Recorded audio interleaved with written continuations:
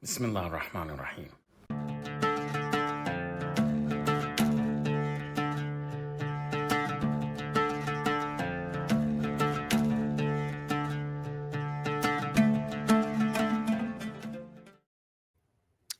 Salam, hello, peace to you all, and welcome to Office Hours. This is the 15th edition of this mostly weekly Friday afternoon, early evening live stream. If you're on the Eastern time, if you're in West Asia, it's very late. We welcome everybody who stays up in Europe and West Asia to attend these, but it's wonderful to be back again and have the opportunity for continuing conversation and discussion about the important issues in our time, and to have, as we usually do, though sometimes I go solo, maybe just talk about history or obscure medieval things. I haven't done that too often. Usually we have a really noted guest to lead us through an important discussion about their work and about their way of interpreting and understanding the world. And this week is no exception. Before I introduce our guest, I do want to say, in addition to welcoming you all, is just to say that as people are trickling in, don't forget to like this particular stream. And I'll note that there are now 2 streams on YouTube. So if it's appearing kind of in a funny format, vertical,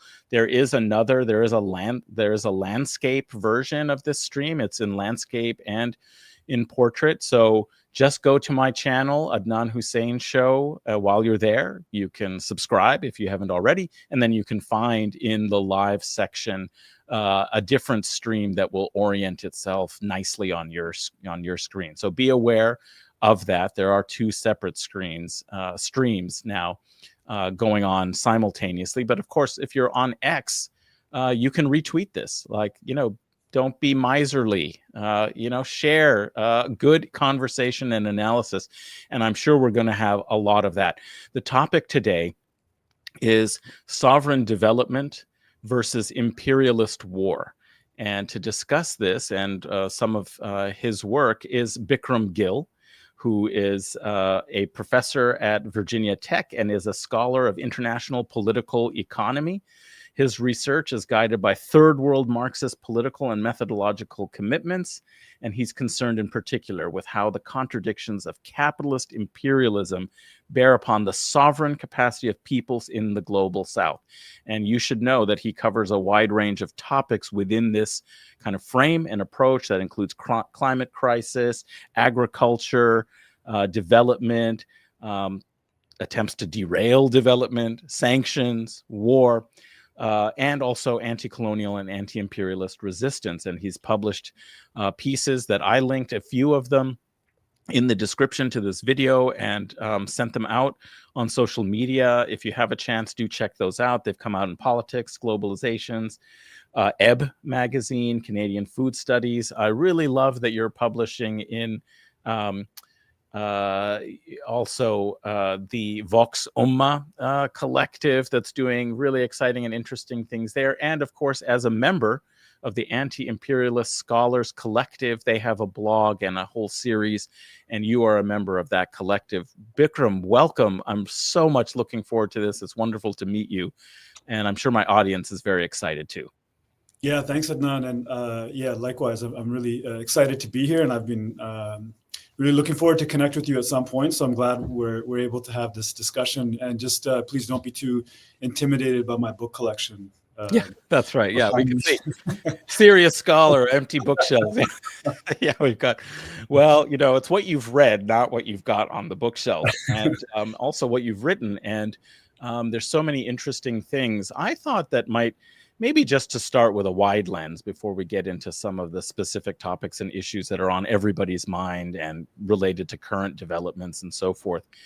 Just if we could talk a little bit about this concept of sovereign development, in development studies, there was a, kind of world system theory and dependency theory. And basically everybody was trying to figure out in scholarly circles in the global sort of social sciences about how do you modernize, how do you develop? And there were all these Orientalist and colonialist sort of paradigms that were applied to post-colonial nations, a whole system that entrapped them, into the global capitalist system under empire. And so this kind of problem or question, one's society, one's country, was of incredible importance and significance. How do you sort of locate? Sorry, Adnan, I don't know what happened. The sound is muffling. Oh, is it? Now it's better. Now it's better. Okay, great. Yeah. Okay, well, do let me know, listeners, also in the chat if like the sound goes off and so forth. But so like, how would you locate this kind of question of like, what is sovereign development and why is it so important, and what are some of its histories and trajectories before we get into a more contemporary analysis? Yeah, so thanks for that question. I think that is really at the center of a lot of my work, and I think so. I would start with those two concepts. Maybe we could break them down individually and then think about them together. So I think the question of, let me start with sovereignty, right? So I think I locate, as a scholar of international relations, that's how I approach sovereignty, and development is maybe more within development studies or comparative politics. So now sovereignty, in that piece that I wrote, Orders of Sovereignty, there I kind of present these two levels of sovereignty, right? Like you have an internal basis of sovereignty. So this is over a clearly delineated territory. Basically, there's a really material equation here. There's a quantitative basis to internal sovereignty. What is the force or the organized force that establishes a monopoly over force within a delineated territory? So, and that monopoly over force determines what is the authority, what are the authorities that can determine the utilization of resources, the utilization of labor.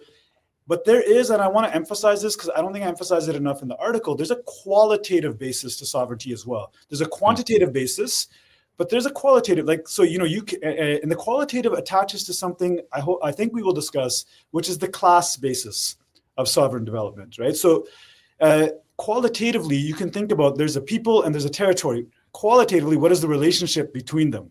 So if the basis of sovereignty internally is in a settler class, or it's in a bourgeois class, or it's in a different peasant class, or in an indigenous conception, what this broaches is, what is the relationship between the people and the land? That's a qualitative component that grounds sovereignty.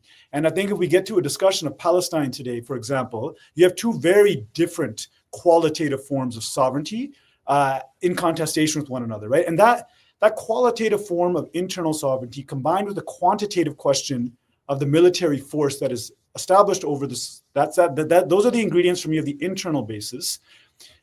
And there's an external component to sovereignty, which is how sovereigns recognize one another. Okay, so and this is a key question of the priority. In the article, I talk about the ordering between the external recognition of sovereignty and the internal basis of sovereignty. So how do sovereigns recognize one another?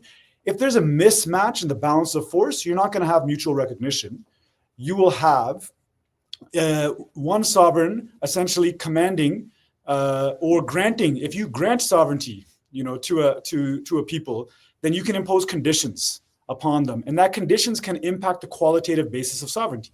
So, for example, the United States and Venezuela today, they can say we don't recognize.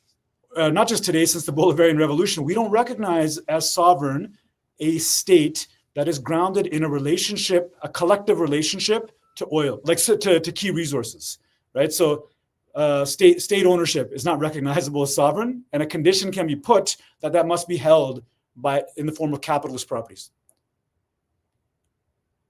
I don't know if it's on my end. I didn't hear what you said. Oh, that's okay. Please continue. Yeah. Okay. So there's the sovereign.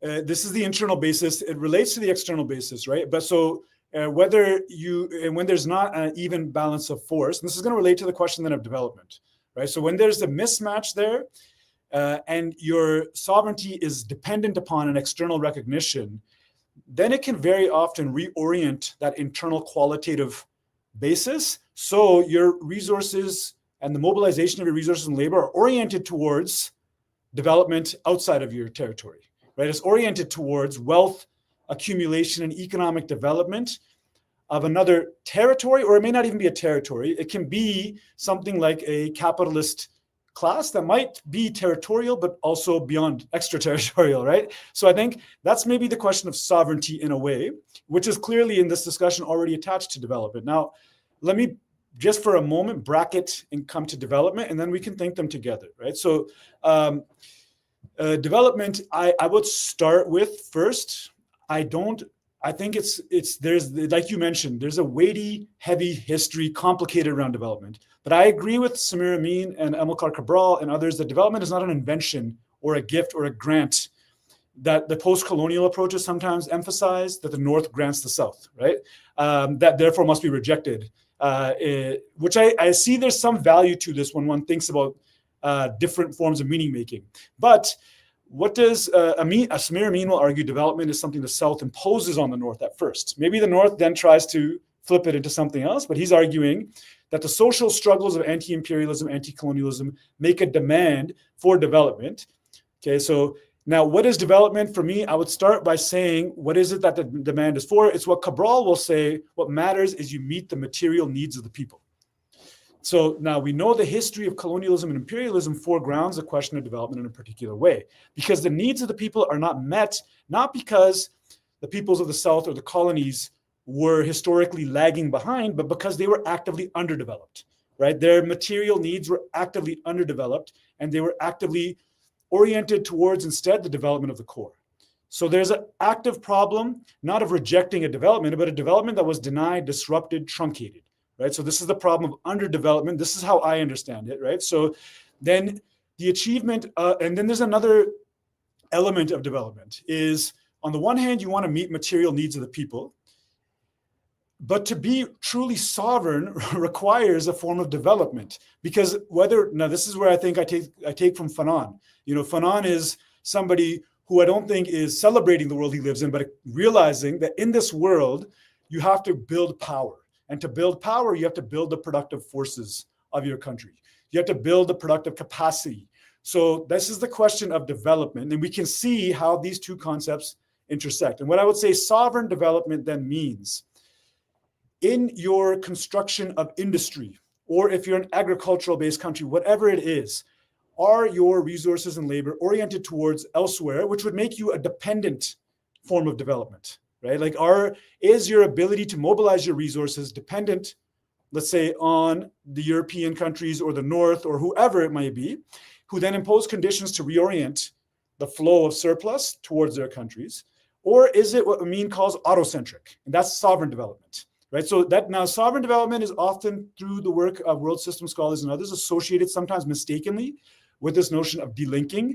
Delinking is correct, but there's this idea delinking means withdrawing entirely. And that's not the point. The point is, like Kwame Nkrumah would say, reorienting one's trade and investment relations so that the total surplus that is generated can be recycled back into the development of your resources and territory, like Cabral says, to meet the needs of the people, but also so you can build a productive power through which you can enforce greater sovereign control over your territory. So yeah, sorry, that was long, but no, that was wonderful. I really enjoyed the way that you, in an illuminating fashion, put together the concept of sovereignty and two facets of it, with this whole question of development. And it's basically, is there uneven exchange? Is this like orienting itself to exploitation by the West, or is it deployed, and arranged, and that, for the benefit of one's own people, and meeting their material needs? And so that seems to get at this kind of real issue about, delinking or not. So it's reorienting the nature of those relations, right? So, because it doesn't make sense to delink. In fact, actually, it's a weapon. We'll get into this, I'm sure, but it's a weapon of, imperialism, sanctions as war by another means to delink, right? Economies, societies, and peoples from access to trade, exchange, and so forth. So it's not just, sovereignty isn't just being alone, it's being in a position that allows you to engage with the world system in a way to meet your own needs and to reflect the aspirations and material well-being of your, people, rather than helping some vampiric, class somewhere else, right? So maybe we'll get a chance to talk a little bit more about your analysis of sanctions, at some point when we move more to how this is all being derailed. But I did want to, move to thinking a little bit more about sovereignty and the recognition of others. That was an interesting point. And of course, because in this, article that you published on the Anti-Imperialist Scholars Collective blog, Orders of Sovereignty, you do talk about the question of Palestine in the UN Security Council, in the UNGA, and this kind of question of whether recognition, by which became the focus over the course of the summer. I'm sure this is what you were reacting to, is debunking the reorientation of the question of Palestine, i.e. the genocide has to stop, sanctions on, selling and sending weapons and so on has to, be curtailed. This is what people were asking and demanding. The siege has to be broken, right? And instead, a lot of, global leaders of states, particularly in the West, reoriented this into a question of recognition of the state of Palestine officially in the UN, which of course already 140 some countries had done, and it hadn't prevented, the genocide, but it was reorienting it through the mechanisms of recognition, from the external recognition. Right. I think fallaciously, as you point out, and perhaps you want to elaborate a little bit on this particular case, without any of the internal mechanisms of sovereignty, Yeah. So I think that is before I cut into that, one thing you said that was really important that I didn't mention when I was answering the question is, when you brought up sanctions, is like sovereignty is I really I'm glad you mentioned this. It is one element is about the question of your territory, your resources, how they're utilized. But a key component of sovereignty is the relations between countries, right? Yeah. So like, do you have, and the flow of capital between countries, right? So like those relations are a key way to examine sovereignty. So like what the United States will often do is they'll say, we'll punish any country that trades with this country. So, they're already trying to reshape the relations between states.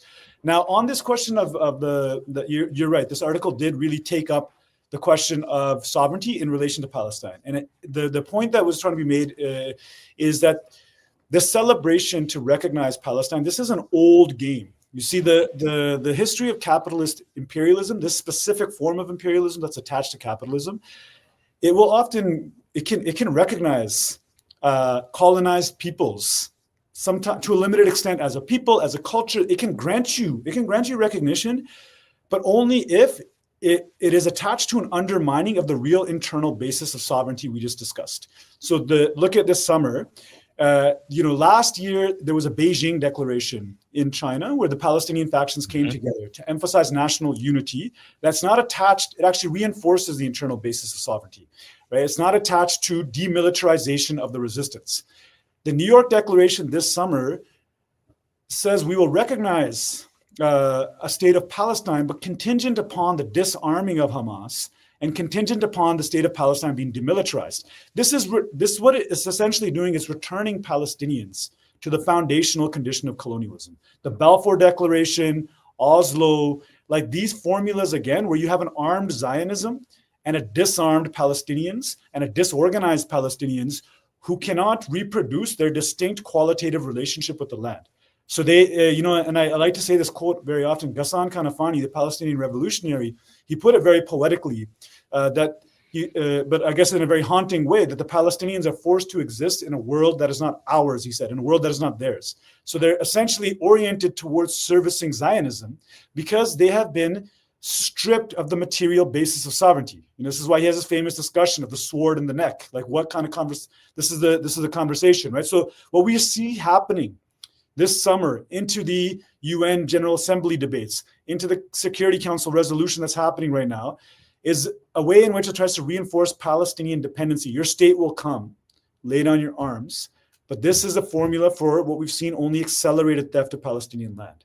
So the real question that even what happened this week poses for us is, how is it that the United States is able to time and again generate a regional consensus of Arab and Islamic states of the Palestinian Authority to override this internal basis, right? So this is the question that stands before us today in many ways. But yeah, I think this is the thing you always have to watch out for, not just in Palestine. This is a rule of the imperialist world system, and they'll often trick us. They'll say, oh, look, this is sovereignty, we're recognizing it, but look at the conditions they attach to it. You know, and you will find more space to celebrate the quasi-sovereigns of the Palestinian Authority, and must always detach from those in Gaza who are actually building the real basis of sovereignty, right? So I think that's kind of the point I was trying to make. Yes. Yeah. Well, absolutely. And I just want to come back on the whole point of, post-colonial recognition. This is something you already mentioned, Fanon, which he was very astute about, this being a potential problem, that the national liberation movement, establishing national culture, wouldn't necessarily solve all of the problems if you maintain and are still in a subordinate position in the world system where you've been recognized. And now you have a comprador or a bourgeois, a native bourgeois class that is connected to and sees its future within, preferential but subordinate relations within, the imperial class of the former colonial world. That's not going to lead to genuine sovereignty or development and the meeting of human needs. And he was already calling out, during his time in some of his shorter writings and that are collected, for example, from Al-Mujahid, the FLN's organ, that are in this nice translated collection toward the African Revolution, about West Africa. France's response to the Algerian War was, okay, we're not going to be able to hang on to, and we can't indefinitely impose direct military rule. So let's take a look at what we can do in West Africa and create some kind of independent, supposedly countries, but that they'll have to share a certain currency, and we'll have all of these conditions, and they'll be part of, essentially what was like the British version of a Commonwealth. We'll have like a French version of this, and basically maintain the empire by, offshoring some of the political,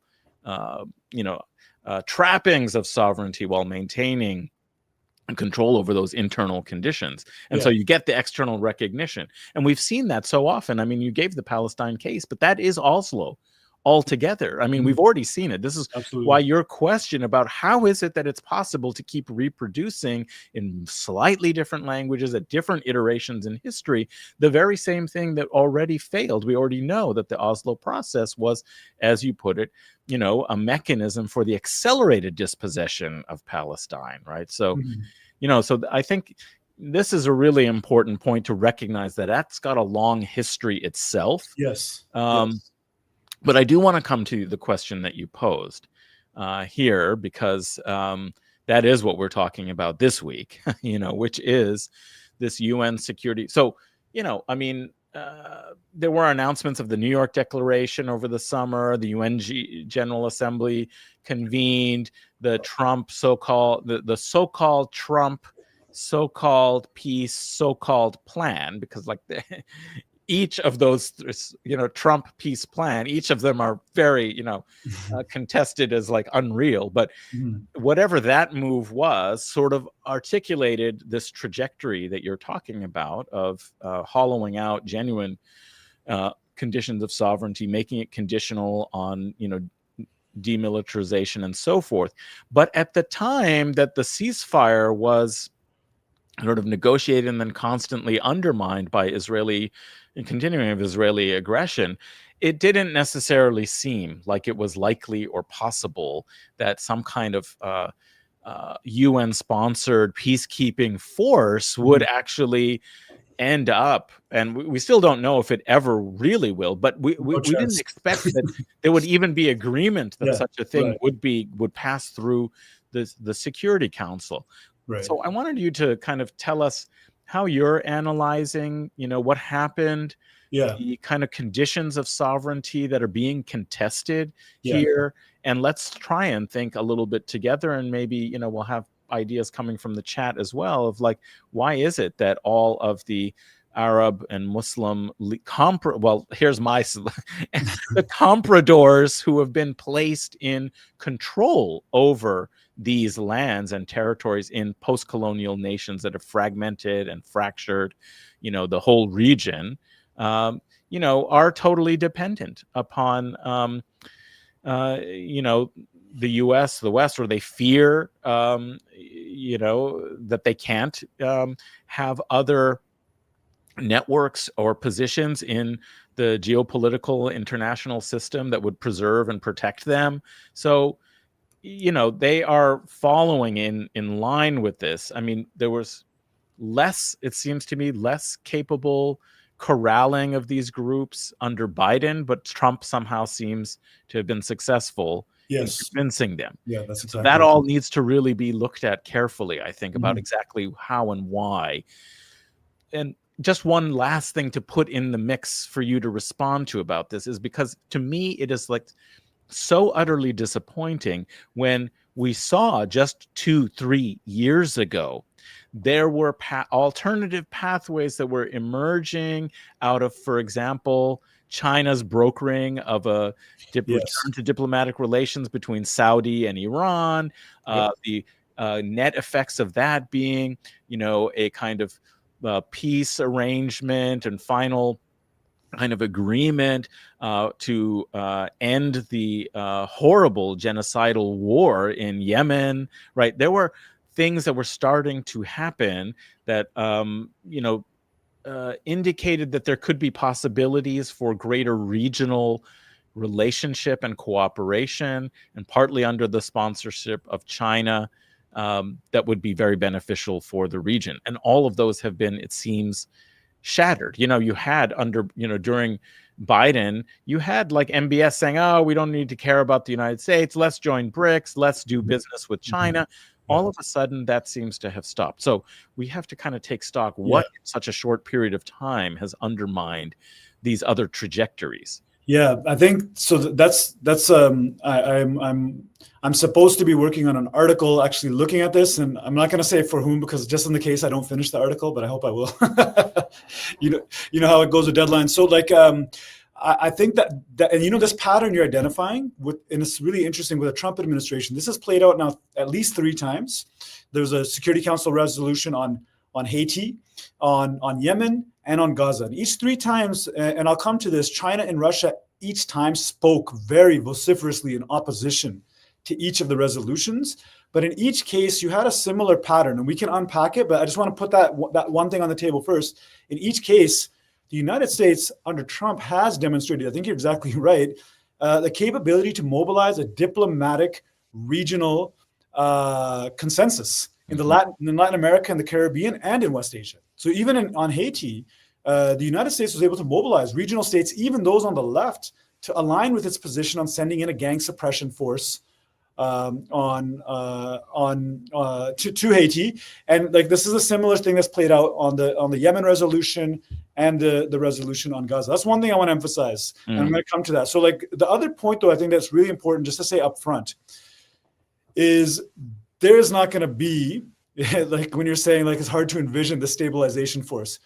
I don't mean to be too dismissive or minimizing of this, but do we imagine Indonesian or Kazakh or whoever they're imagining stabilization force peacekeepers going and saying to Qassam or Soraya al-Quds, hey, can you please give us your weapons? And this is going to happen? Because I think what we so that's like I think something people have to keep in mind is that this is a really intense, troubling, bleak moment in many ways, but in other ways, that internal basis of sovereignty persists in Gaza. Yeah. It may be contained in that 48% on the other side of the so-called yellow line. But what we saw immediately after the ceasefire was the Palestinian resistance forces, was the Qassam brigades, was Hamas quickly reestablished themselves as that sovereign force. How they were the ones who were disarming the collaborators. They were the ones who actually implemented a policy of disarmament. So they demonstrated that, and that I don't think any of these states that are signing on to this. So that's an open question as to how that's going to play out. Now, the question I think that the United States was after in this resolution is something that I would call like a constitutionalization of their interests in the guise of international law, which is constantly, so they were not able on the battlefield to attain their ultimate aims of disarming Palestinians, of returning them to a total non-sovereign space. So they're attempting to do this by constitutionalizing and enshrining it in international law. Now, how were they able to do so? I think I think this is exactly the lines I've been thinking about, Adnan. Like, you actually had this framework that China had helped broker. They weren't the sole author of this. There were regional forces that were trying to have a Saudi-Iran detente. But what we can trace is that, say, China has attempted to facilitate the integration of the Islamic Republic of Iran into the West Asian region. And it's attempted, and when we see that, you can see that's a very different basis of regional integration than a Saudi Zionist normalization. So we can think about these two roads that have been on the table, right? And you can even think about Al-Aqsa flood or the Biden administration's attempt to respond to that China-Saudi-Iran detente with a Saudi acceleration of the Saudi-Israeli normalization, which in some ways, that's not the sole motivation of Al-Aqsa flood, but there is a geopolitical component to Al-Aqsa flood that's intervening at that scale. So there is this thing that they're putting on the table, and that qualitative basis, we can think about that is, what is China saying to the Saudis? They're saying the integration of Iran into the region can facilitate the entry of a form of investment capital that you can't get from the United States. Let's say investment in renewable energy. Let's say investment that'll help you transition your economy. Qualitatively, we can bring this. What the United States can offer is a military architecture. They can offer you F-35s. They can offer you some type of AI future, but that's still attached to a military oil economy that it seems like they're trying to shift away from. So I think this started to shake. You're right, with the emergence of the Trump administration, and in May of this year, when he goes to the Gulf and he meets the rulers there, it was pretty surprising. Not surprising, but there was some expectation that there may be an attachment of Saudi arms deals with a ceasefire, but that doesn't happen, right? So it seemed, and I myself was not surprised, but I had to take stock of that. I remember thinking, okay, what happened to the Saudi, Iran, China trilateral framework? So the question to ask is, I think, what gives the United States this type of power that is both material and tangible, but there's something else happening. There's a way that the class forces in the region remain integrated into US capital circuits. So how has the United States been able to combine material power, leverage, but also something that I don't think the contending powers like China match, which is will? Okay, now this is a complicated question. I think, let's say, Russia is really bogged down in Ukraine. I know there's a lot of discussion that Russia is winning the Ukraine war, et cetera, but they've clearly exited West Asia in any substantive way. And they don't really have either the will or the capability or something when the United States says, if this doesn't pass, there will be war. Now, who is ready and willing to go to war? Who has demonstrated that capability?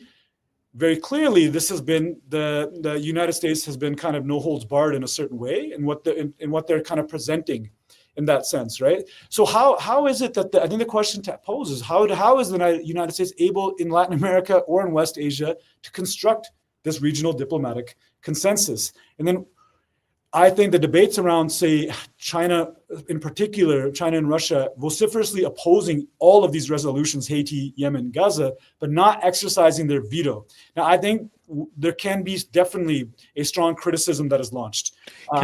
Can I ask you to pause right there? Because that's an important and excellent topic that I definitely want us to get into.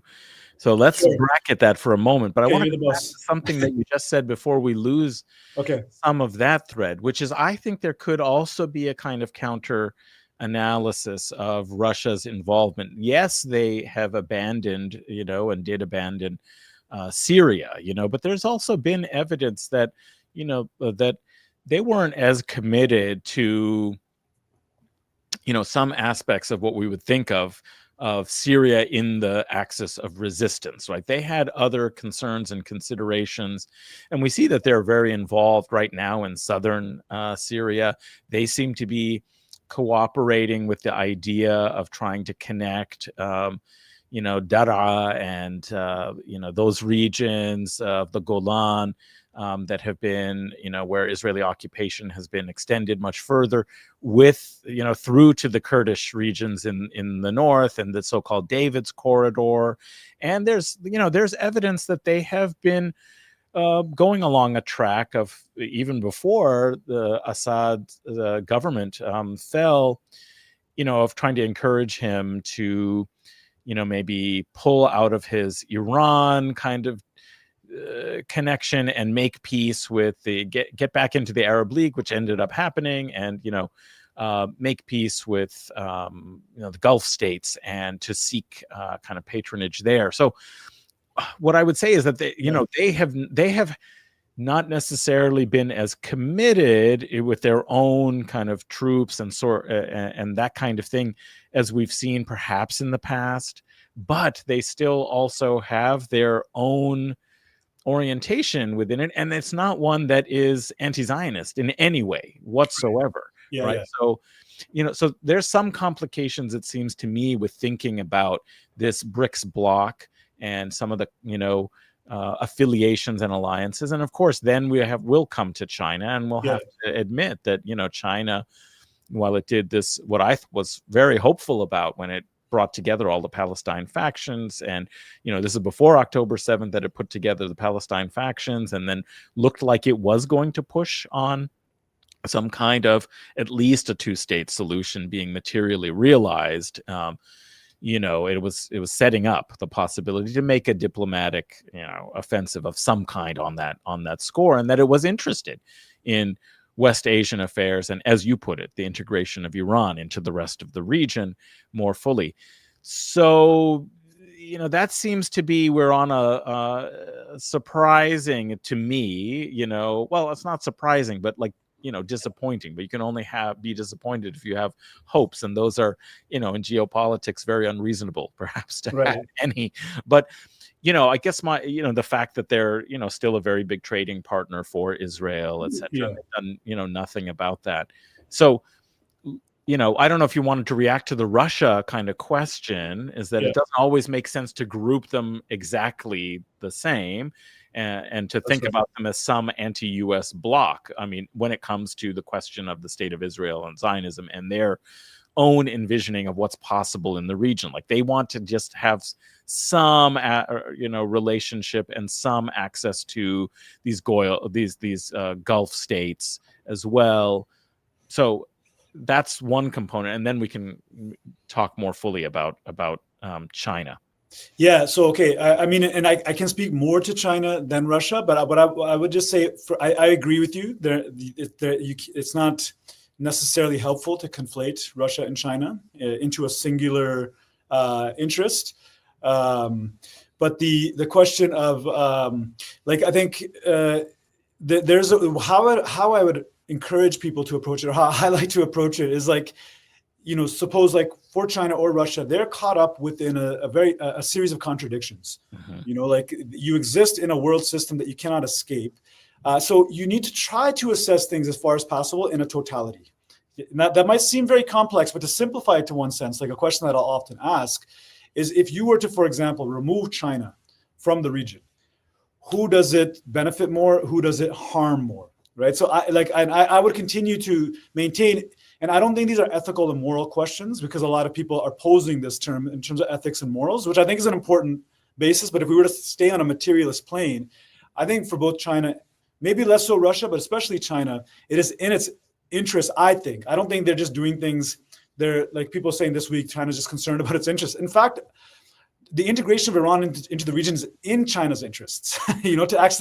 To contest U.S. power in West Asia is in China's interests, right? And I think it's the same with Russia. So to approach it on a totality, to a whole of system question of what's happening. In Russia's relationship, I think, when Libya happens, the war in Libya happens, I think the Russians and the Chinese are still at a point where they think they can work with the West, and then they feel very betrayed, and then I think Russia makes a decision in 2014 that the external recognition question from the West, that is something they must abandon. And it's just a question of force, whether in Ukraine or Syria, I think they make the decision about 10 or 11 years ago. But I think, they are not, I don't know, like the questions you're saying in Syria today and the moves they're making, I think this is in some ways reflective of a recognition, maybe on the part of the Russians, right, of who actually holds power and leverage regionally, versus them really holding a line in Ukraine, and maybe giving more ground in West Asia. So I think, it's important to be mindful of the counter tendencies of the Russians, of the relationship they have with Zionism. But I think Russia's relationship with Iran and China, I think that's a very highly valued relationship that they would have. So I don't think but I can say more on China. I think there's more I can elaborate on that if you want to do that now or later on. Well, okay. It's a big topic and it's an important one, and it has really been roiling, people's online. I've noticed. Yeah, tanky split happening. Okay, you said it. Yeah, right. So we should possibly get to that, but I guess just a little bit more on this earlier diplomatic kind of environment. One is when you're trying to think about what is it that the U.S. has been able to do and trying to wrestle with, well, how to analyze its success in putting together such a coalition to agree basically against international law. Nobody obviously cares about international law, but it's a very obvious, UN Security Council problem that for the first time ever, it has not affirmed, Palestinians, right to self-determination, a whole host of things. It's really quite extraordinary to be able to get all of these Arab League and IOC, Islamic organization, I forget what it stands for, but at any rate, the bankrupt, kind of a coalition of states, of Islamic Muslim states, that actually, interestingly, in its history, was started essentially as a response to, attacks in East Jerusalem, post 67, that they then said, well, I guess we better do something for the sake of Palestine. So let's bring all these. And now it's a completely quisling, either ineffective or a quisling, organization in affirming the Trump plan. Right. So that's, what's happening, right now.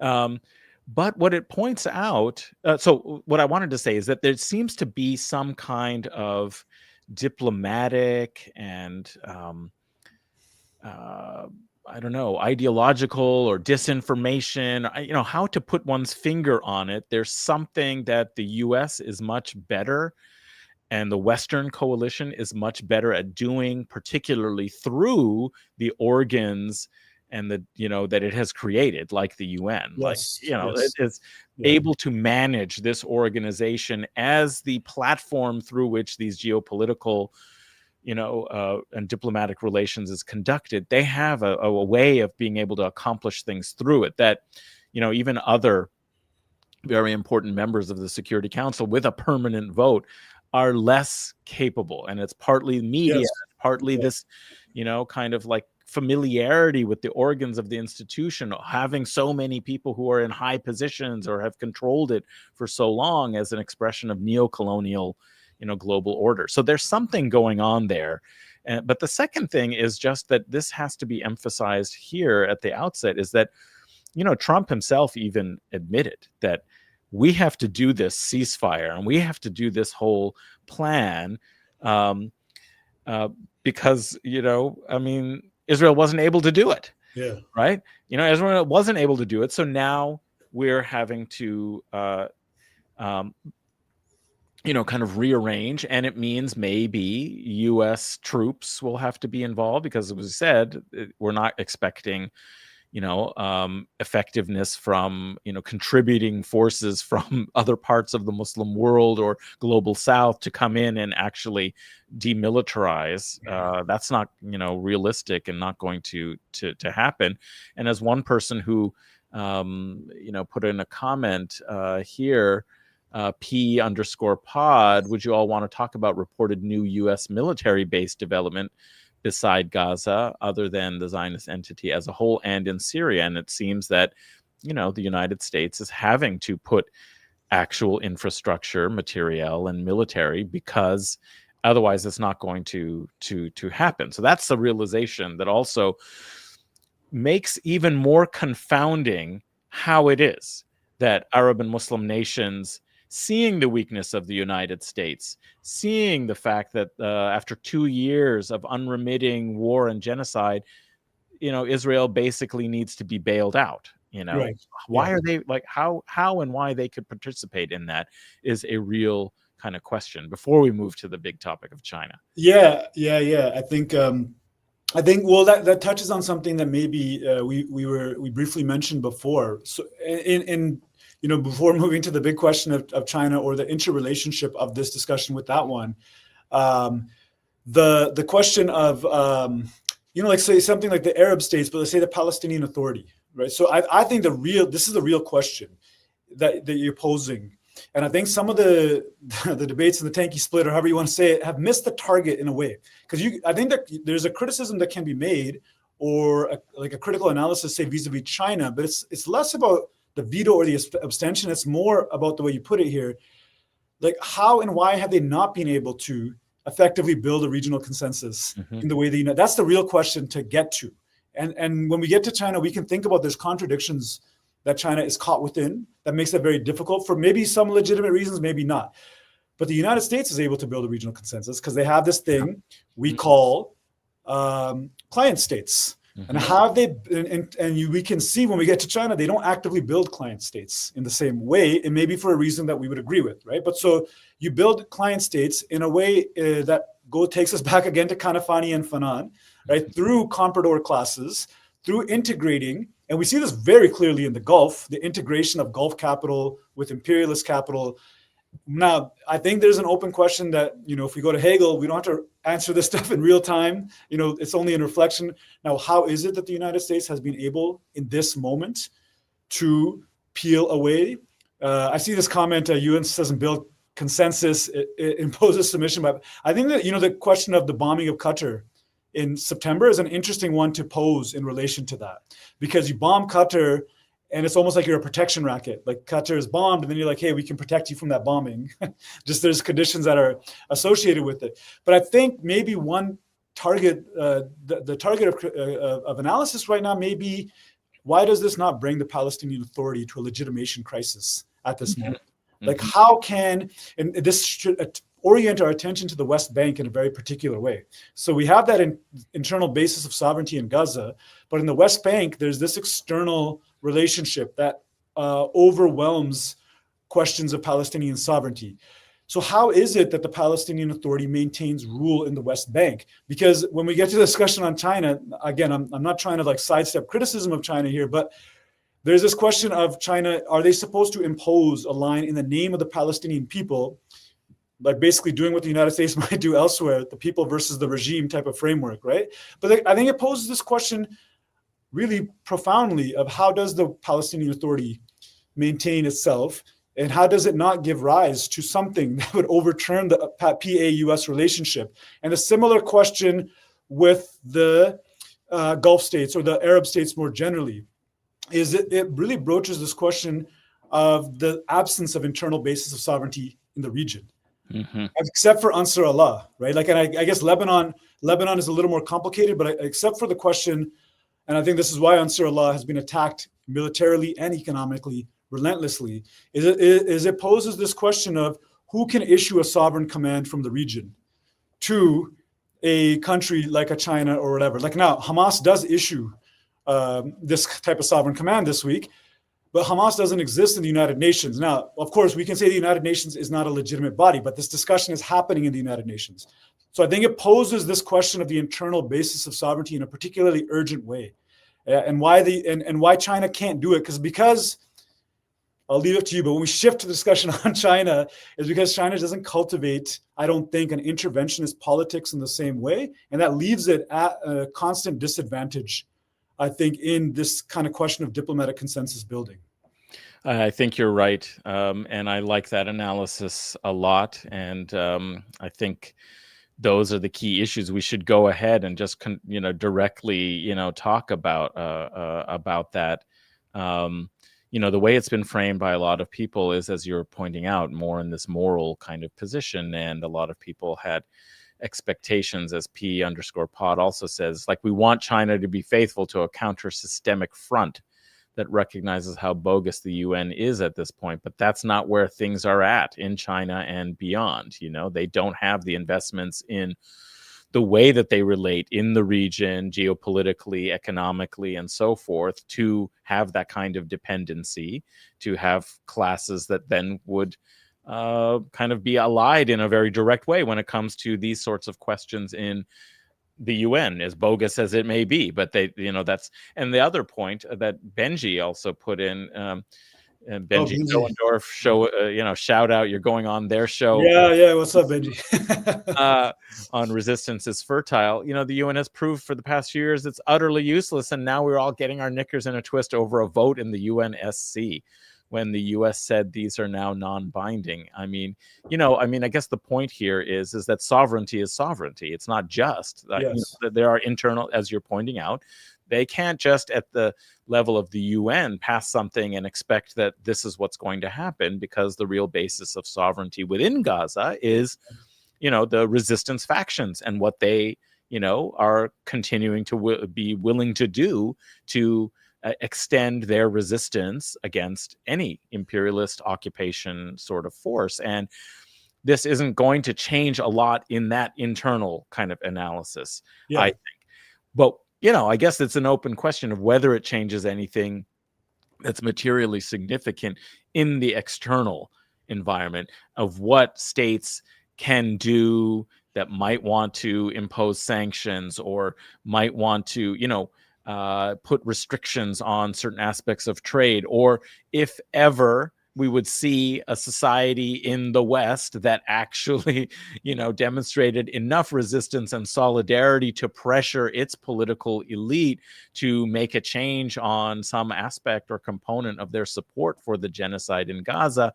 Would this framework now be unhelpful, in undermining the international kind of solidarity components? That's, it seems to me, the only potential genuine question that the UN vote really poses. Like, not for Hamas and Islamic Jihad in Gaza. They reject it, and there's nothing anyone can really do other than put troops on the ground and attempt to fight it out. But there is this other sphere where the support and significance of international solidarity efforts or other states taking certain kinds of actions may be somewhat curtailed or constrained under these terms. Yeah. I think that's correct, and I think there is a relationship, between building an internal basis of sovereignty and the external question. So, like, for example, like if we were to take China and we analyze it at that level of totality, like I mentioned before. So it is clear that China from the 80s onwards entered into a contradictory path of building sovereign development, understanding the need to rapidly develop the productive forces. They shift from an emphasis on the relations of production to the forces of production, understanding like, okay, we need productive capacity, otherwise we are going to remain dependent or weak in relation to US imperialism.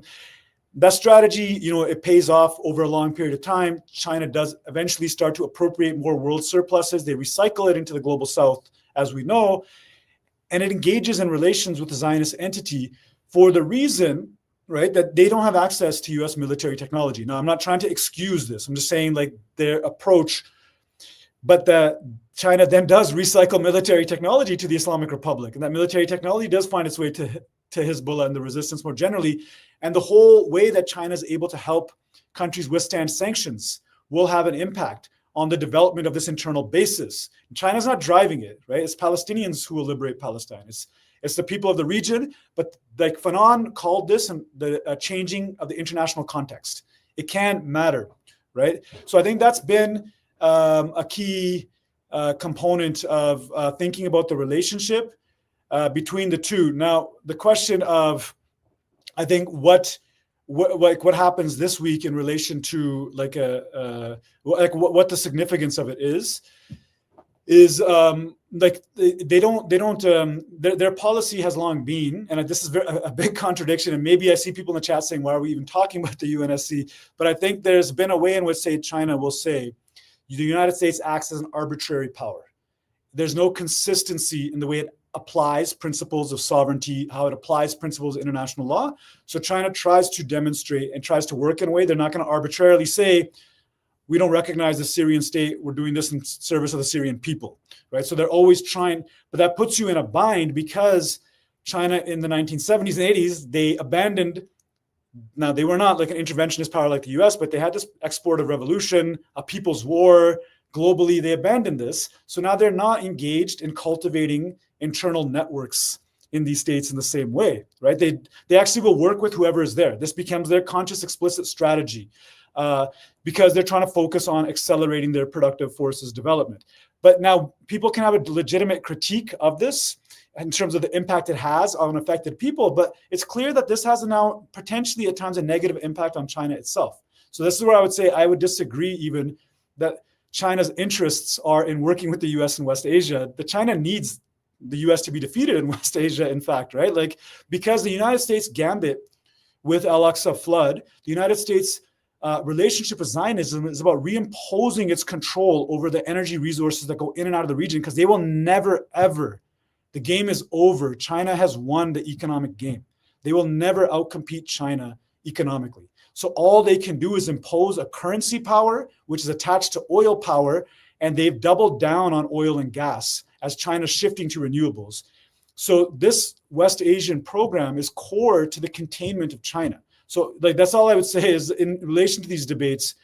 But like I think the significance should be that it demonstrates, like we mentioned before, it should demonstrate the illegitimacy of the client states and the PA. And I think that's where a lot of the discussion needs to be. Absolutely. I mean, this is what, is such a big concern, is over the course of these 2 years, even more clear than it was for the last 30 or 40, that these client regimes have been enemies of their own people. I mean, this is like the basics, is just that these are, highly, corrupt and repressive regimes whose sole function in the post-colonial order was to uphold some kind of neocolonialism. They were put in place by the British principally, especially the Gulf states and so on. I mean, their legitimacy has been an open kind of question for anybody who's watching, in the region. But okay, the last 2 years made it, very clear that they were collaborating with the destruction of the people of Palestine. They impeded any of the solidarity activities that were, taking place on other members of the axis of resistance. And of course, the big contrast here, a lot of people like to sectarianize this as, it's Shia militias and Iran, whereas all these Sunnis have, abandoned support for Palestine and so on. That is really not what it's about to my mind. What it has to do is that it just, I don't know if there's another question to be asked about why it is that in certain areas where I would say there was greatest underdevelopment, greatest oppression, were in these kind of Shia communities that were marginalized and oppressed, and they then created the conditions of resistance, first to gain sovereignty for themselves, and then they have expressed solidarity for Palestine. So Iran is the only country in the entire region that is in some ways sovereign, which is why it has all of these sanctions on it, right? So Yemen, again, they fought years and years against all of these, Zionist, US imperialist supporting comprador, client states, and fought them to a standstill. So they're now in a position to be able to express people's solidarity. They wouldn't. It's not because they're Shia or not. In fact, their whole coalition is multi. We had a great discussion with Issa Bloomy about, the history of Ansarullah and resistance, basically. And it is a cross-confessional, cross-sectarian kind of grouping. But this is the whole point, is that there's a clear contrast between those sub-state militias, like liberated spaces, and the one state in the region that has had sovereignty in terms of their alignment now vis-a-vis Palestine. And the rest of the peoples of this entire region are living under oppressive subordinate client regimes. And so the question really, I think you're absolutely right. The real question is, when is there going to be decisive popular action against these regimes, and perhaps that's part of the reason why they all were able to be corralled. I mean, I know that Benji said the US doesn't create a consensus, it just threatens very violence, and that's absolutely true. But I think one of the things that enabled this is that these countries' leaders are more afraid of their own people, right? So that's what they needed a way to repackage that they are part of some kind of peace solution, in the same way that Oslo was supposed to kind of defang Palestinian resistance. This is almost prophylactic, for trying to say, hey, look, we're trying to do something for Palestine, and we've worked out some kind of a plan, and there's going to be reconstruction. Maybe we'll make some money out of it too, so this is kind of the game that they're playing. And the question is how long will it be possible to keep those balls in the air before there is genuine popular resistance broadly, in the region? This is, to me, really the big question. Yeah, I think I know it is. It is the core question, I think, of the region and of the world system as a whole, right? Like, we can identify this pattern you have identified, and the work that I've done on sanctions, and even in my book, like you can look at these sorts of pairings, like you say, Iran, right? Like how it is sanctioned, but I mention this very often. You can look in Southern Africa. Why is Zimbabwe sanctioned and not South Africa? Yeah. What is the difference there? Why is Venezuela sanctioned and not Brazil? Why was China encircled and not India in 1949? What is the difference in terms of the rule that's always existed for imperialism since the 16th century till today? Is you can be granted a form of recognition so long as you don't challenge imperialism at its structural foundations militarily or economically. The moment you do that, you invite this sort of either imperialist war, which can escalate up to and including a genocidal war, or economic sanctions, right? So that's the question that's kind of on the table. Now, the question for us, I think, in addition, I think you laid out very well, the popular forces in the region, right? Now, there is an international context here. So what does it mean that even in the core here, as we were all variously involved in different attempts to contest, U.S. imperialism and the genocide, what remains the case is the delegitimization and the criminalization of the Palestinian resistance is still something that we can grapple with here. It has still not even been overcome, right? So like a popular revolution in the region, but what does it mean when we see even Zoran Mamdani, after he's getting elected, in the road to getting elected, continuing to reinforce not just a narrative, but a set of political commitments that might allow for a recognition of Palestine, but on terms that deny Palestinian sovereignty. And so like this question of, I think then it goes back to what maybe Benji was saying in the chat, but it's like this question, well, what contains our tongues in this way? What prevents us from actively working to decriminalize Palestinian resistance? If one is to say that Hamas is the credible sovereign power, going back to the mid-2000s when it's elected, now them being listed as a terrorist organization, and how that might impose certain costs on us in the core and elsewhere, and how you can even discuss these questions. Well, that's a broader than principle of the world system, right? But and then what underlies it is a force question.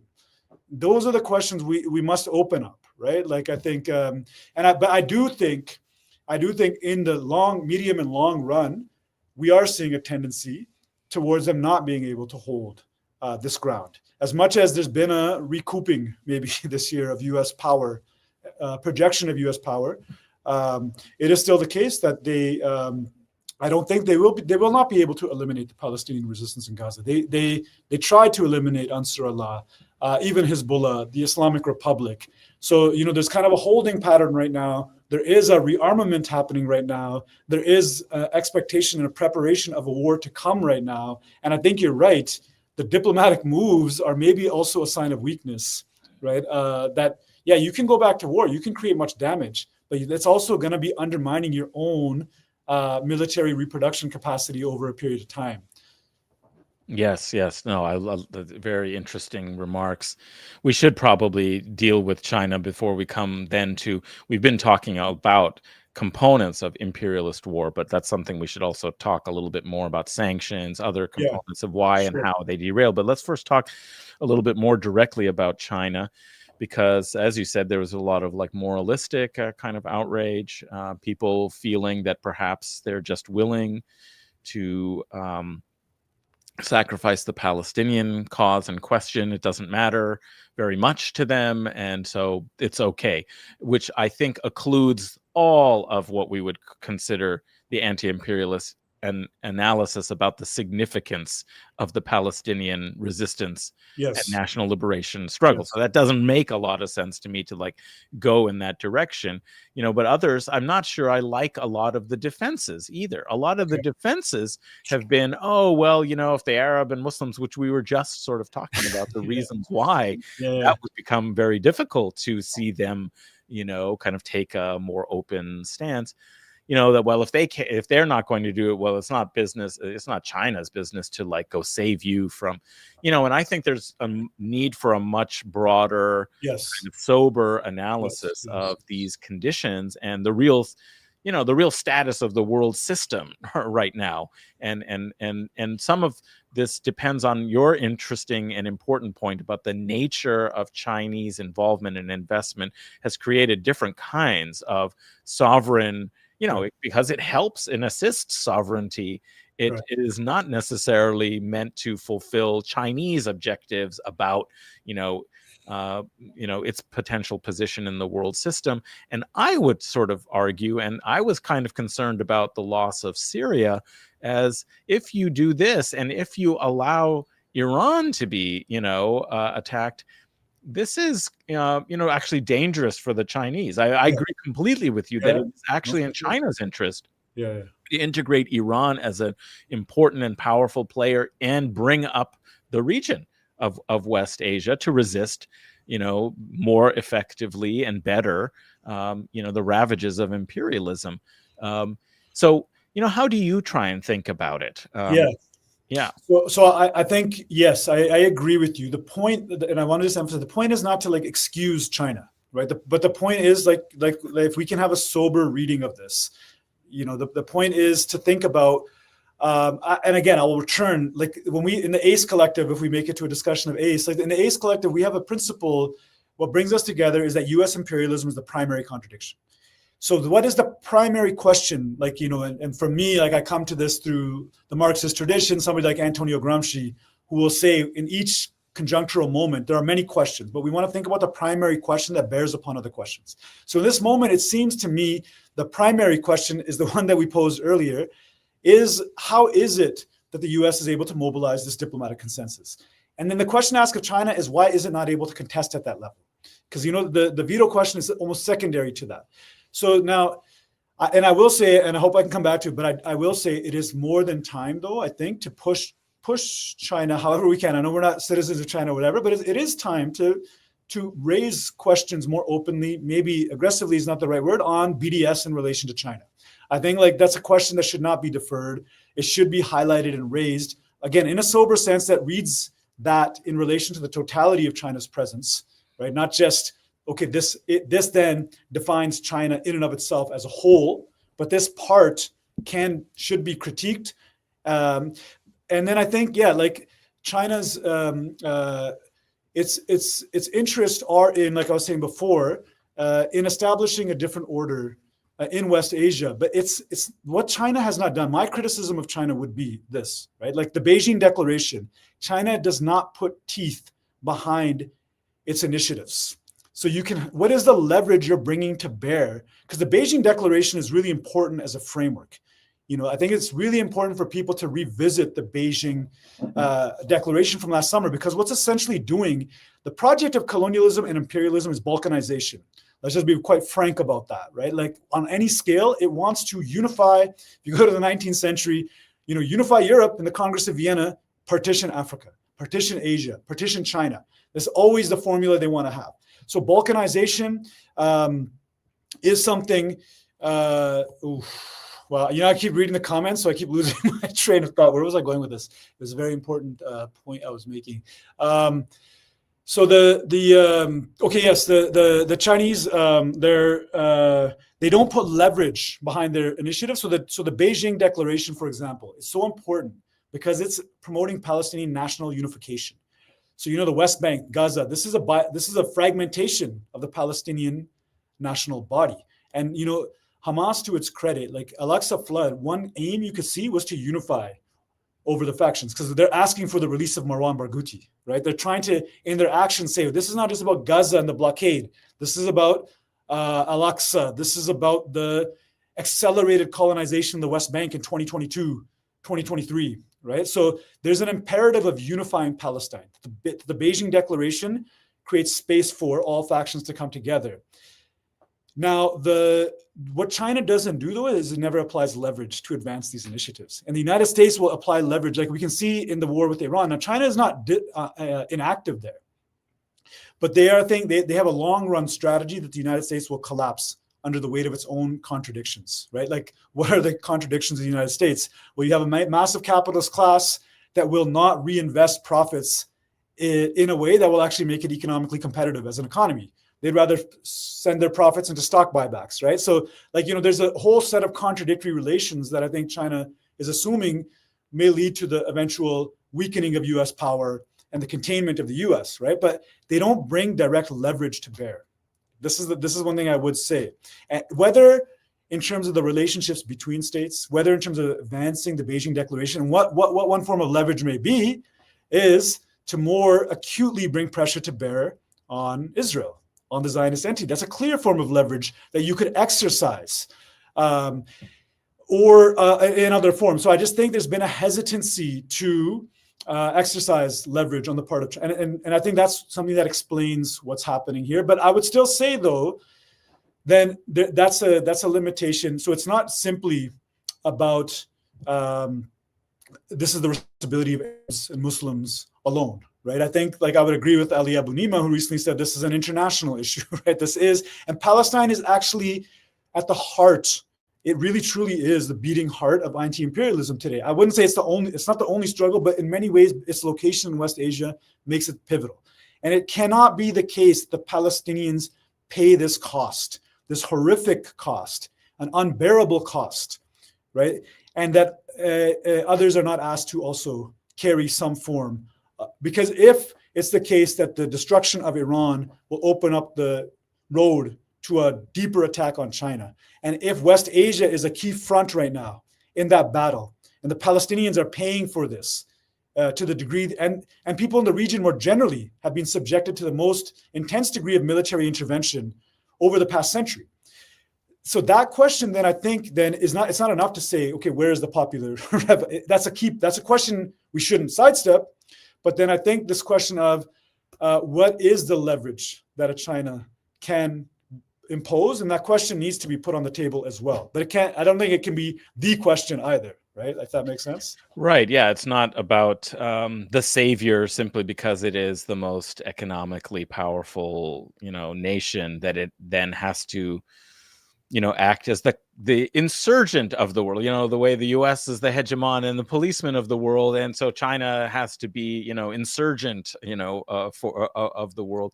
Yeah, that's an unrealistic and unrealistic demand, and doesn't quite make sense. But I think there is a kind of question, because I agree with you, and this is something I've said, is that I think it's very dangerous for China to allow subversion of any of the sovereign resistance movements in West Asia.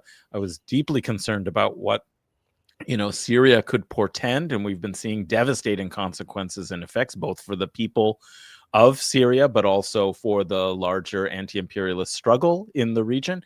And likewise, the attack on China, if if Iran is not like aggressively rearmed and supported, it is, opening, as you say, the pathway to more direct confrontation on China without having any of the strategic depth. Of course, you would say maybe it doesn't need any. It's such a massive power, but this is part of its strategic depth. And also, let's remember that right now it has this wonderful relationship with Russia. That has not always been the case, and things can change in there. And I really am concerned with right-wing orientations that see, and neo-realists who see the opportunity and possibility for recruiting, in the future, Russia back into some kind of Eurasian kind of alliance. We don't know what's going to be the future. There have been these concerns and rivalries. So that as a source for certain kinds of energy and other mineral resources and so on,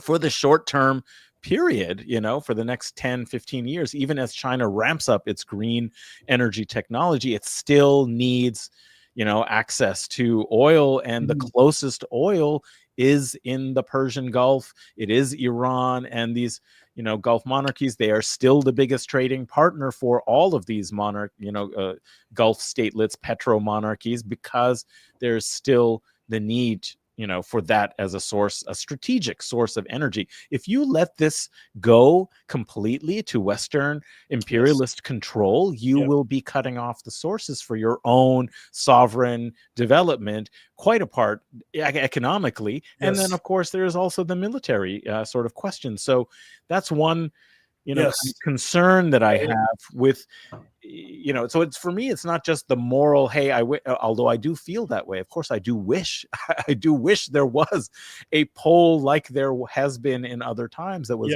avowedly anti-imperialist and knew how to kind of prosecute that. Like if Ansar Allah had more resources. If Ansar Allah was sitting on, this would be a very different, and, I would dare I say it, a better, freer, liberated world. But so of course I want that, but I'm thinking even in terms of China's geostrategic, interest for the future. Yes, absolutely. It doesn't bode well to let, West Asia be sacrificed, So, and I would just say on that, I think the Chinese are very aware of this, right? Like, because this is a pattern we've seen historically. By the way, you let me know about time because I'm really enjoying the discussion. So I'm not even paying attention to the time. So you can.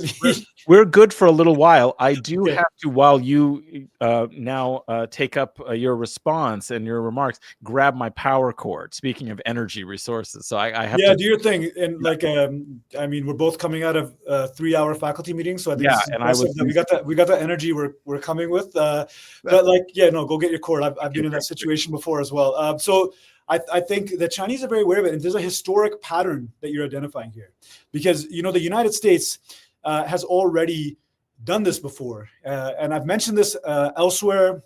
That we have to remember that the United States is already outcompeted by the 1970s, right? That there's this question of a long crisis of profitability the U.S. finds itself within, that it has, it lost the game to Japanese and German capital in some ways by the 70s. And this is where the Yom Kippur War was a really interesting, it was an important moment, almost 50 years to the day of Al-Aqsa flood.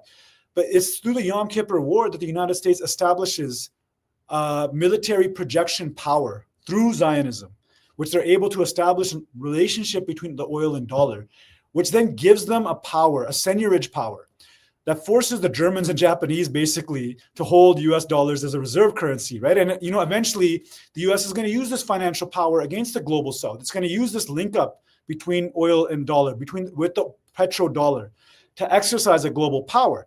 And, and to exercise even a currency power vis-a-vis Japan, the way they forced Japan in the 1980s to adjust the question of, I agree with whoever said that comment, by the way, whatever. I think that's the point. So this has happened. And, the Chinese in 2010, after the financial crisis, they refuse to adjust their currency according to the dictates of the Obama administration. And they explicitly cite Japan's subjugation to US power in the Plaza Accords in 1987. So you can see the way the United States is again trying to restore that basis. And I mentioned this recently as well. The U.S. aversion to climate science is about, I think, an aversion to climate science, but it's also about the way in which the oil economy grounds U.S. power. And China's construction of an alternative, they've been pushing renewables for 20 years, although it's accelerated in the last 5 to 7 years. China's investment into renewables is about believing in climate science, but it's also about understanding that the control of energy has been a key component of world power in the modern era, right? So, and even the way the United States exercised power over its European vassals, it's about controlling oil flows into and out of Europe, right? So I think that's very clearly understood by the Chinese. And I think that the invasion of Iraq, I agree with Giovanni Arrighi that this was about China. I think in many ways, a lot of these wars are targeting containing China to what they thought China was going to be when they admitted China into the World Trade Organization, a site of cheap labor, of cheap goods, but they missed out on actually the structural fundamentals of China, right? So it is the case that it is in China's interest actually to prevent the consolidation. And China has tried to do this by working with those client regimes. So how do we convince the Saudi or the Gulf elite that it is in their interest to work with us? And this is like an approach in IR, but also in the work of Arrighi. This hegemony theory is you build hegemony by convincing other states that they share your interests. But I think you said something very interesting that Arrighi also talks about, is that the capitalist form doesn't try to convince a state as a black box, but the capitalist classes in those states, that your common interest in suppressing your subjects lies with us, right? Like, so the way in which, what can Trump offer bin Salman, or what can be offered in terms of a common interest, that qualitative sovereignty of a ruling class lording over their subjects in a particular way. I think that's something that they've done. But I think, this is a question that's going to confront China today, right? And I think we can talk about it. We wouldn't have time, but the Venezuela conflict, I think, has a very similar set of questions right now around this, right? So, but I think they're aware, but it seems like they were kind of boxed in a little bit at this moment. Yes. I mean, that's itself a very interesting question. I had this theory that then Tariq Ali ended up writing a book, that really, substantiated it, which was that, the pink tide, the first kind of wave of the pink tide was as a result of U.S. empire being kind of, occupied and drained with the Iraq and West Asia. It had wars in Afghanistan and Iraq taking place, and that this actually created some space where populist forces, were able to, roll back some of U.S. imperial control in the region, and that, of course, those were then, subverted because there was a period where it could pose. What was interesting right at this moment is if the U.S. actually does get involved in very substantial military invasion, occupation, or some very substantial attempt at regime change that occupies quite a lot of resources, diplomatic attention, and also has to deal with like the pushback that will come, in the region, at the same time that is trying to undergird this crumbling, role in West Asia that is sort of cobbled together because of the particularities of this moment. That's a kind of interesting question or conundrum, and problem, like whether it will hasten, the collapse of the whole by this imperial overextension, because I think we've seen in many ways that resistance in Iraq, in Afghanistan, just the last 20, 30 years since 20 plus years since the global war on terror, that in fact, actually that has opened up space of resistance elsewhere in the kind of global, in the global system. And that's what we're kind of wondering now. Is this going to be an opportunity, actually? I mean, I'm not saying, hey, yes, I want the U.S. to go in and try and do some terrible crimes, war crimes, and so on in Venezuela. They can't. But that's what is if they attempt to, it could be very, very devastating for them. And you're right.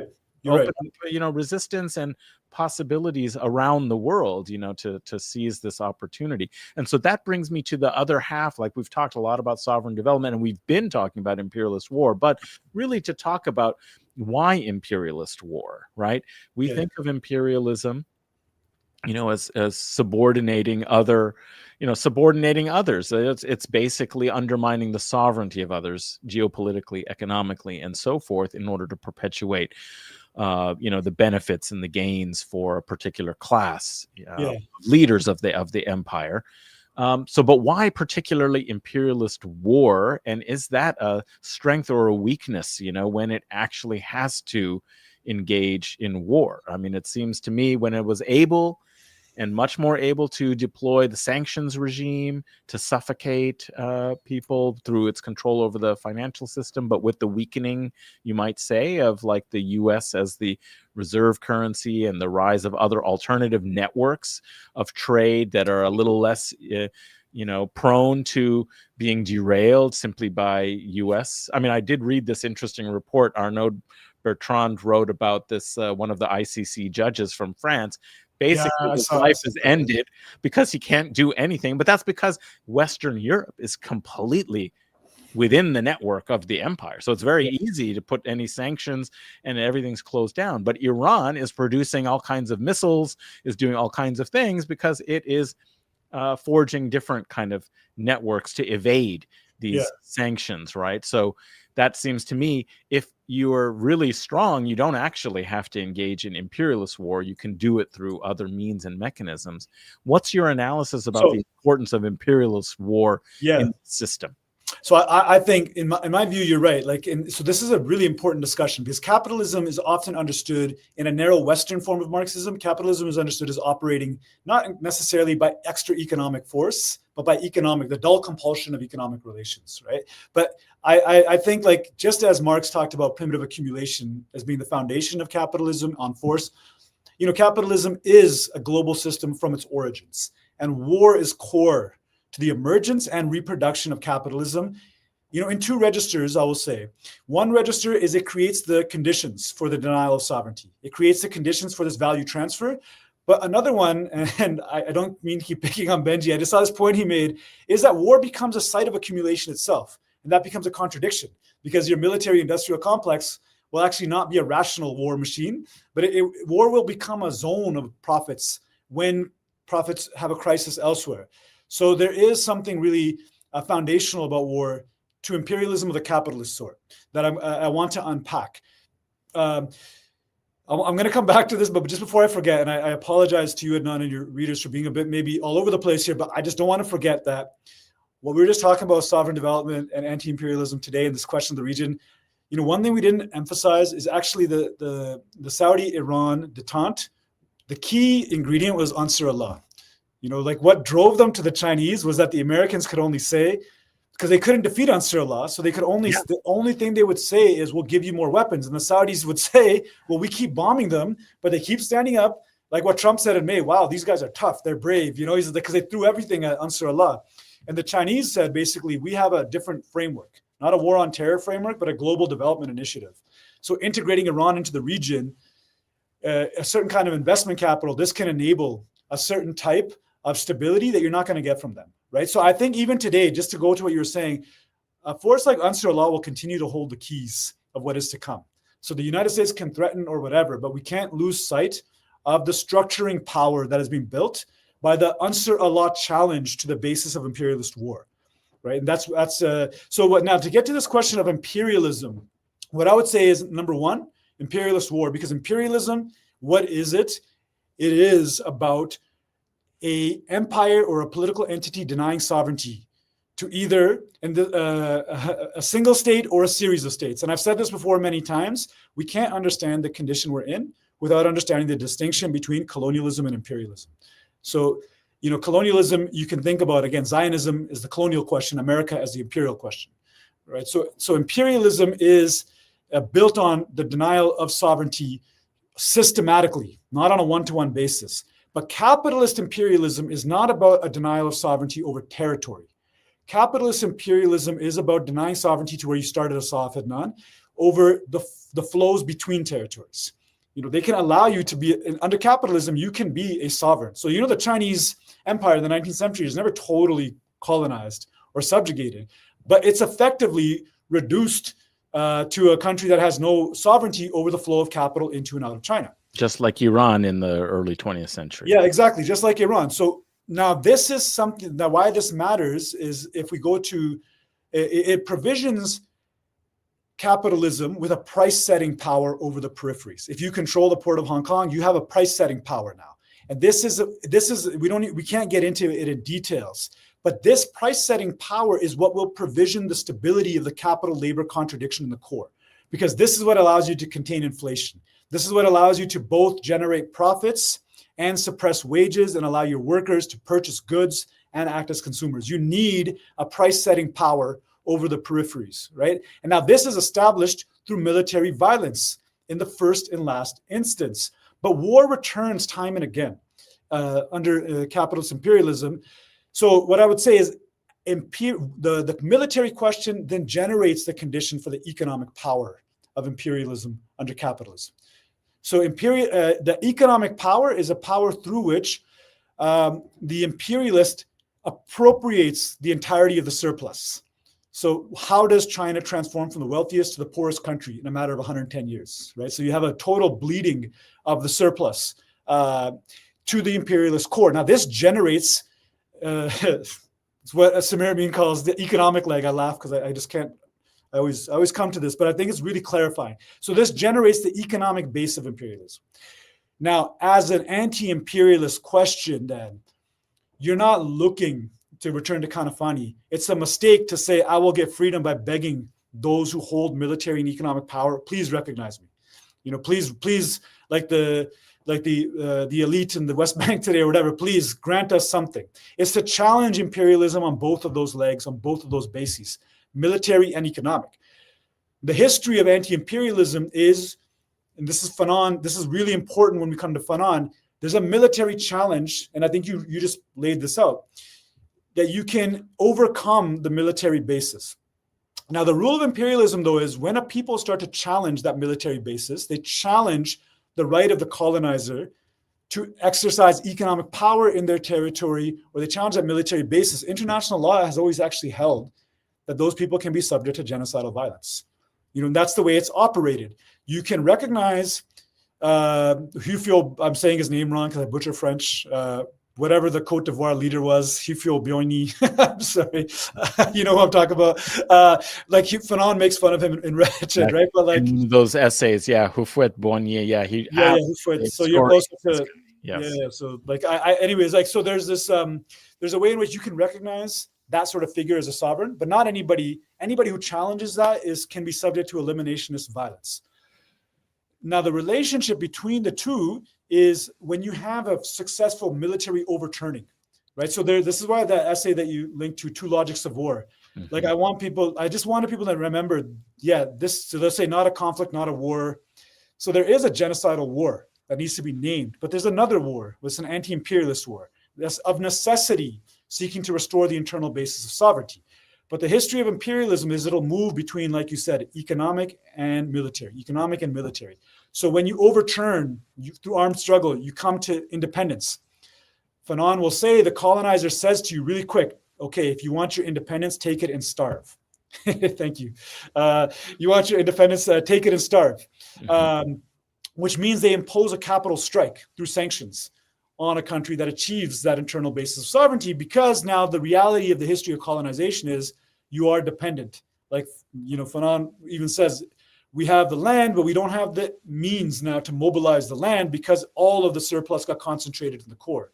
So they can impose a capital strike, which is why the class basis matters, because you can overcome that dependency in a limited extent through something like a peasant-centered national development program that can generate small-scale surpluses. But imperialism switches between economic violence and military violence. So when it gets contained militarily, it'll seek to impose sanctions. But when sanctions don't hit, I think this is the point that you're setting.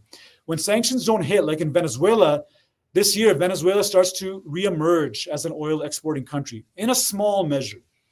So now sanctions aren't biting in the way you might want, in the sense you want Venezuelan oil integrated into the US order. So is this a point where you switch back to military power? Now, economic sanctions don't work on China in the same way. Is this why you try to militarize the South China Sea? But this is where anti-imperialism also has to walk on both legs. China might provision the economic basis for countries to withstand sanctions. But then if the United States adopts a military strategy, then can we see the importance in the relationship of military-based resistance in West Asia, or even the Ukraine war, or elsewhere, to a maintenance of the economic leg that China has advanced, right? So so the imperialist war is a foundation to that price-setting power. It will be renewed when it's threatened. And I think war is the threat that hangs over a people. Endless war, eliminationist war, if you dare question the basis of the denial of sovereignty. If you relent on that question, like the West Bank, or like India under Gandhiism, or even when South Africa relents on land redistribution after the end of apartheid, if you constitutionalize that power, you can be granted an external sovereignty, but you're not really sovereign. You are dependent. You might even get the World Cup. But if you violate that, you can be subject to endless war, right? You can be subject to even elimination. And this is where I think we often fail as the left and the core, is we'll fall into these frameworks. So it's not that like Syria doesn't have contradictions, but why is Syria sanctioned and targeted? Like, let's honestly ask that question time and again. Why is Syria targeted in the way it is and Bahrain is not in 2011, 2012? Why, right? Both countries have quote unquote uprisings associated with the Arab Spring, or uprisings, however you want to name it. But why does Syria get targeted in this way? Which are the countries that are targeted? It's those that actually violate that rule of imperialism on military and economic grounds. Yes, really wonderful. I mean, and that even flows. I mean, we are getting to maybe the end of our time, though I've been enjoying this so much. Yeah, I have as well. And we definitely will have to have you come back as a regular participant in office hours every once in a while to continue these conversations. But you had another article that we linked that I think relates to the point you were coming upon, which is something for the anti-war, for the, kind of left in the imperial core to really work through its contradictions in terms of, for example, how it has thought about Iran, right? So in the second sacred defense, solidarity, sovereignty, and the politics of anti-war, I think you were elaborating exactly the point you had just come upon about some of the problems for the Western left, for people in solidarity, even people who are avowedly pro-Palestine. Yes. Right? In exactly the same way that they slipped up in their analysis of what the Syrian overthrow of the Assad government of Syria would mean, what it signified from an anti-imperialist analysis, is that likewise, and this we've seen actually, I think in some ways, Israel exploit exactly a kind of canny. It's not the only factor that is motivating when and how they, make these, attempts on Lebanon, on Ansarallah, or on Iran. But in particular, it seems to me, is that it's a very helpful distraction for fracturing the global solidarity movement, particularly in the West, when they attack a sovereign state like Iran, as opposed to, the victims of civilians. And we can all have our narratives that, well, they bombed hospitals, but it's okay to attack Iran, because they are an aggressive, nation state, and somehow then the left doesn't apply the same sort of anti-imperialist analysis to them. So I'm wondering if you wanted to kind of further and give people a sense of what you're trying to kind of get at in this article. Yes. In Vox Umma. Yeah, thank you. And I think there's a way in which it introduces a third leg of imperialism and anti-imperialism, an ideological leg. Right? So there's a way these are all imbricated within one another: the economic, the military, the ideological. So what brought me to write this piece, I actually had written it as a thread first on Twitter, and incidentally, I've been off Twitter, and I realized it's actually a much more effective medium of communication than writing articles, because nobody actually reads articles when you write them, but everybody will read a thread. But I wrote it initially as a thread, and then I turned it into this article. But what I had noticed was there is this distinction being made between we oppose war, we oppose the Iranian regime, but we support the people of Iran, right? So there, and there's this people regime distinction, that I pointed to earlier, that is constantly mobilized. And it's not like it's not important. The concept of the people, though, is a fraught concept. It's a fraught category, and it has a really complicated history. So, of course, for liberation movements, it's important the way that people are mobilized. But we also have to recognize from the 19th century, there's a genealogy of the people, of the category of the people, that's mobilized by the colonizer and the imperialist.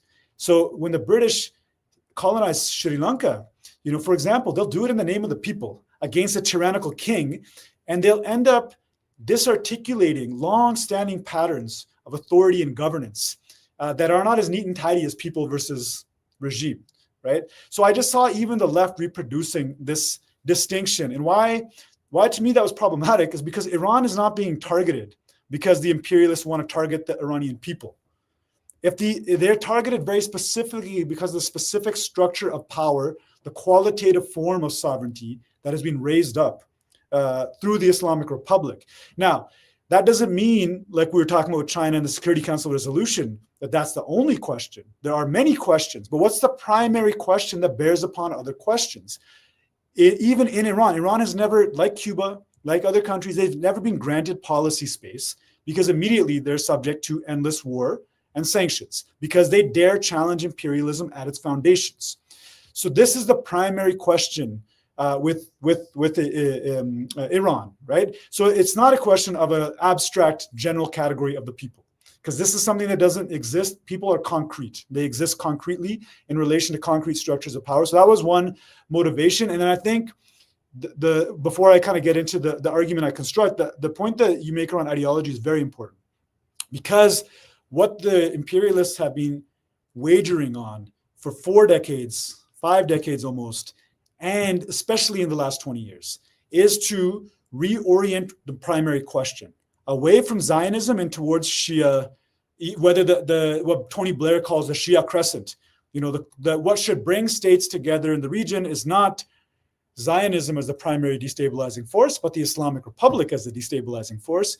And this is in everybody's interest, I'll try to say, right? And the project before Al-Aqsa flood in September 2023, and the genocider in chief, Netanyahu, he's there giving the celebratory speech saying the Arabs are with us now. The primary enemy is Iran.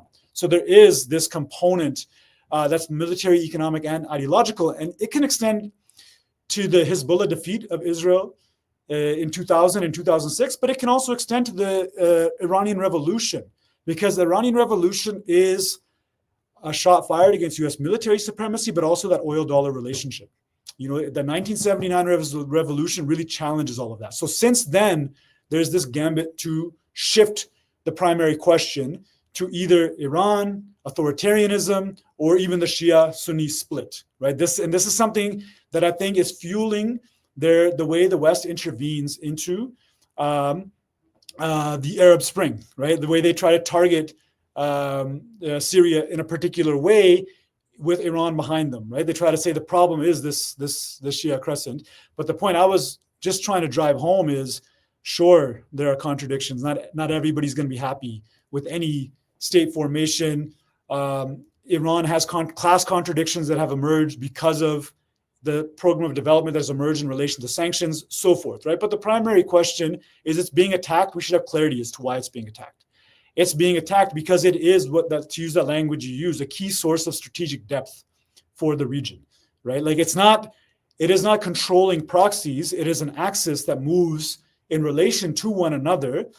But Iran is a key source that helped in the diffusion of knowledge and capabilities, right? And they're trying to get to that. And there should be absolute clarity on that point. And I would just say briefly, this is also why we need to actually re-engage the DPRK, the Democratic People's Republic of Korea, because the DPRK is a state that historically served also as a bedrock of strategic depth, because the Iranian weapons production capabilities come from DPRK. So similar thing, why is DPRK subject to endless war, to sanctions? It's not because America has any interest in the internal character of the North Korean state, but again, we should be really humble in the West to understand that that is also a state that has been besieged for decades, that was subject to genocidal war, that continues to be subject to genocidal sanctions. So similar, I think North Korea and Iran are on the axis of evil under George Bush for a particular reason. And I think that's a point that the left often is easily confused on. So it's, again, to come to the ACE question, what brings us together as a collective is to come to these primary questions, right? So then what is our, not maybe duty is too strong of a word, right? But what should we be oriented on? Well, how do we work to problematize the sanctions regime, right? Like if it is our states that are inflicting these sanctions, then okay, well, we are here. What is the political project?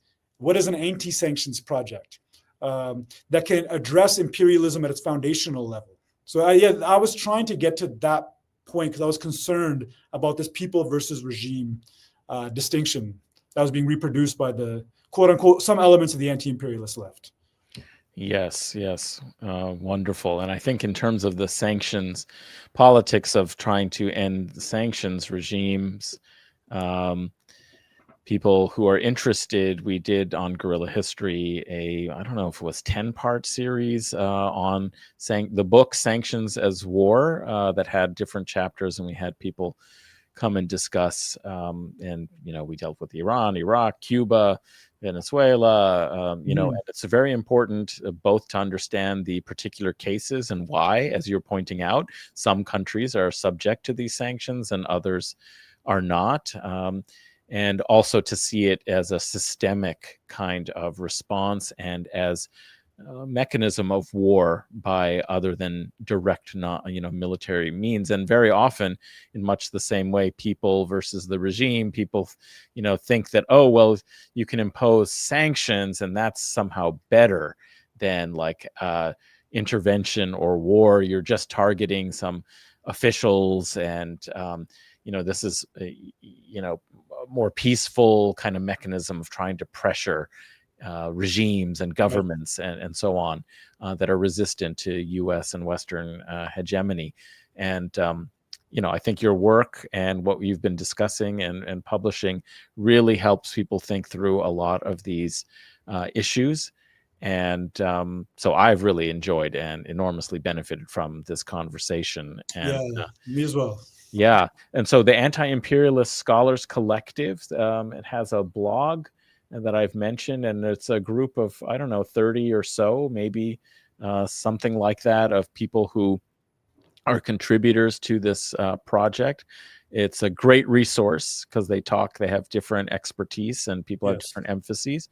But you can find out about their work and short pieces that are very fruitful and instructive and timely. So this is part of building, just like Sovereign Media, which was another interesting new development of trying to put, high quality, anti-imperialist analysis of what's happening in the world.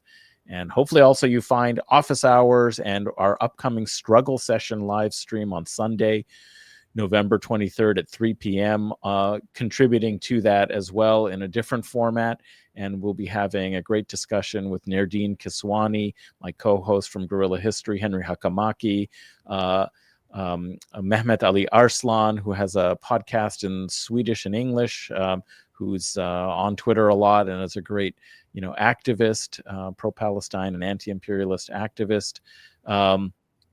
And I think I'm forgetting somebody else who's coming, but at any rate, it's going to be a great panel, and we encourage you to come and join and be part of the discussion just like today. And I have to say, the discussion, Bikram, you were getting distracted because there are a lot of interesting comments being posted, not just by Benji Schoendorf, who definitely with a lot of great insights, and we get a preview perhaps of what his discussion with you will be like, the kind of points that he was raising, in the chat, but so many others, and people who are returning to the chat. It's great to see this community being formed and developed for collective education and hopefully also action. So Chidimacha and Marger X Squared Dista 2806 and Danny Ferguson, who's come many times, Alexander Luchte, Ware Pilgrim, Verena Fraser, many others. I can't mention you all, but I recognize, I read them, and I appreciate you coming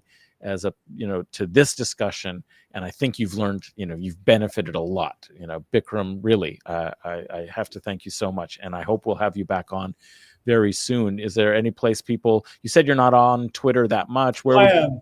I'm on Twitter. I just haven't been on as much as, because, I'll share in the near future. Hopefully, I've been going through kind of major change, so I will hopefully have more to share on that recently. But yeah, I've been consumed by some things, but I think I'm still there. So hopefully I'll be re-engaging. But I think Pen is My Machete, our blog, is a place to direct people to find my work. And I think I am working on a piece on sanctions for, hopefully I'll get it done soon, for a special issue in Middle East critique. So yeah, that's probably the best place to find. We just started I should mention, actually, Sina would have got really upset with me. He would have really came at me with my, right. You got to tell people, lack of marketing skills. But we've actually started a podcast through the collective. So we have a blog, Pen is My Machete, and we also have a newsletter people should check out and subscribe to the newsletter. It will give a kind of a weekly account of the activities of our members and what we're producing in more real time. And then we've just started a podcast called it's just the Anti-Imperialist Scholars Collective podcast. I think you can find it wherever you find podcasts, I guess, and you can find it on YouTube. So yeah, that's what I would say. And I do want to say that I really appreciated the chat. It was very vibrant, and there's a really strong community with office hours. I didn't mean to get distracted, but it was just a really good discussion that was happening. So kudos to everybody in the chat, and to you, Adnan, for kind of cultivating this space. And yeah, I hope everybody appreciates that we came out of a 3-hour faculty meeting and we went straight into office hours. And that's a tough thing to have office hours after a faculty meeting, but we did it. Well, it was it deadens the mind. This was a great kind of cleanser for the soul, the mind, the spirit, the resistant spirit, to be able to kind of end the week the way you want to, actually thinking about what's going on in the world and how change might happen. And I have to say that I managed somehow, despite, you talking about essentially military Keynesianism and, humanitarian intervention discourse in colonialist, rationales. I somehow managed not to bring up the Crusades in this discussion. Bring us deep. I'm so fascinated by that part of your research. We'll do that. We'll talk about kind of maybe next time we should talk, because you did allude to, since the 16th century, this kind of imperialist war, and you were careful, Adnan. We're about to do another 2 hours right now. I'm sure I will stop us, but I would say next time maybe we should talk about the kind of history of colonial kind of imperial formations and how that is relevant for analyzing today. Because I think when you do deeper histories, you often think, well, that's just very far away. So, maybe there's some analogies, but it's not that relevant to, 18th and 19th century or early 20th century. And, I would say that there's a reason for us to have these absolutely longer historical discussions. And so can I quickly just say one thing on this point? Is number one, I want to shout out my good friend Zahir Kolia. I want you two to meet, actually. He's at Toronto Metropolitan University. He's writing a very similar book, actually, to your project. Okay, great. But on the question of the Crusades, it's really interesting. I don't know if you come across Jairus Banerjee's work. He has this essay, Islam, the Mediterranean, and the Rise of Capitalism.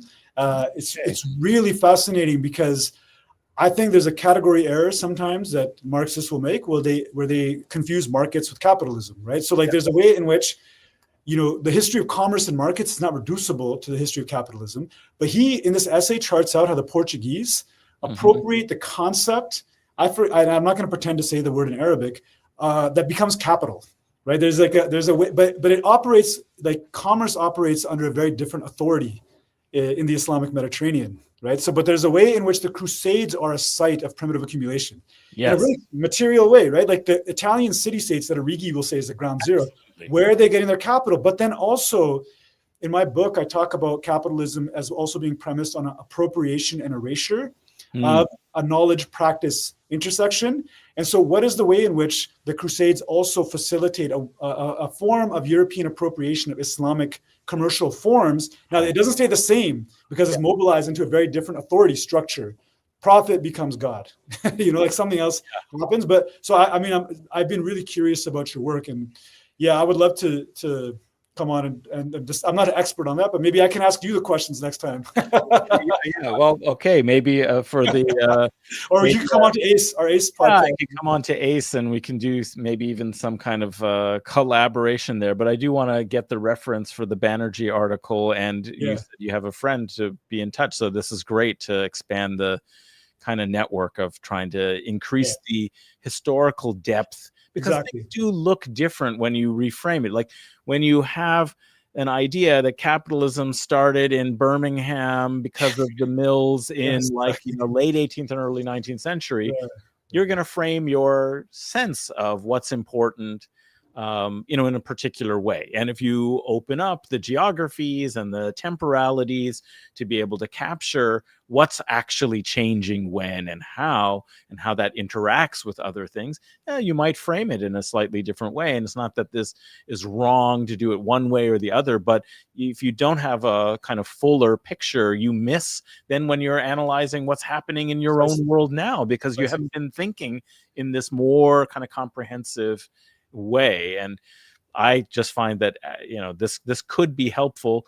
And for me, it's even, I can't think through all of these things myself. What I need is to bring where I have thought carefully and done certain kind of research to bear in dynamic and dialectical discussion with others who have expertise on some of these more modern or geographies that I haven't taken out, so that we can build a stronger analysis of it.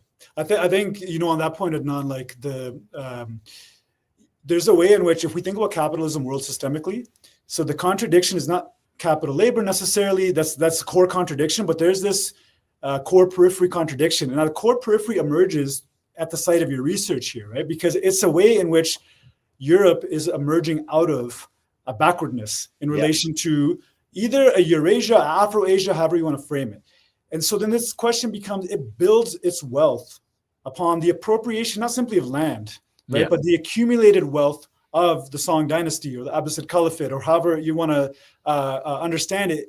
And so the project, and today, it's not simply, there is a socialist basis, we can argue technically, but there's a restoration is maybe a strong word here, but there's a way in which these long-standing patterns and grooves of a multipolar world, and I don't mean that in a fetishistic sense, just in the sense that there was not a equivalent of a European imperialist hegemony, as Janet Abu-Lughod has shown in her work, right? This question of even understanding China today, or even understanding Southeast Asia and trade networks today, requires understanding how European imperialism built itself upon pre-existing trade networks, pre-existing, I think, forms of world commerce that maybe have not been entirely rendered into the dustbin of history, that they continue to be a basis for what is to come. Right? Yes.